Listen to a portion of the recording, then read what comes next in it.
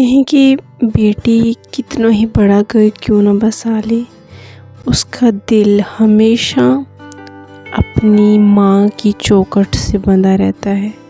وہ سسرال میں راج کرے یا وہاں کی ذمہ داریوں میں تھک جائے، اسے سکون کی نیند ہمیشہ اپنی ماں کی گود میں ہی آتی ہے۔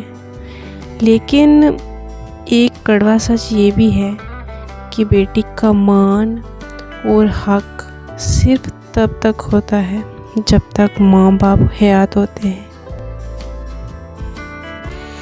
جب تک ماں زندہ ہے کچن اپنا لگتا ہے، جب تک باپ کا سایہ ہے صحن کی ہر چیز پر حق لگتا ہے۔ بیٹی جب مائکے آتی ہے تو وہ مہمان نہیں، اس گھر کی شہزادی ہوتی ہے۔ وہ کسی کے پوچھے بغیر فریج کھولتی ہے، اپنی مرضی سے کمرے میں پھیل کر سوتی ہے اور ماں سے لاڈ اٹھاتی ہے۔ مگر افسوس، جیسے ہی والدین کی آنکھیں بند ہوتی ہیں نا، اس گھر کی خوشبو بدل جاتی ہے۔ دیواریں وہی ہوتی ہیں، کمرے وہی ہوتے ہیں، لیکن وہ اپناپن کہیں کھو جاتا ہے۔ بھائیوں کا رشتہ، ماں باپ کے بعد بھی بھائیوں کا رشتہ تو رہتا ہے، محبت بھی ہوتی ہے، مگر وہ حق ختم ہو جاتا ہے۔ وہ گھر بھائیوں اور بھابھیوں کا ہوتا ہے، اب وہاں جانے سے پہلے فون کرنے پڑتے ہیں، اب وہاں قیام کرنے کے لیے سوچنا پڑتا ہے۔ بیٹی وہاں بیٹی بن کر نہیں بلکہ ایک رشتہ دار بن کر جاتی ہے۔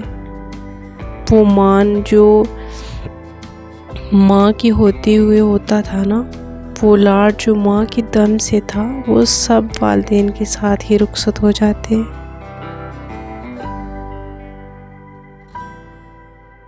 اسی لیے بیٹیوں کو نا، جب تک ماں باپ سلامت ہیں، انہیں جب دل کرے انہیں اپنی ماں کے گھر جانے دیا کریں،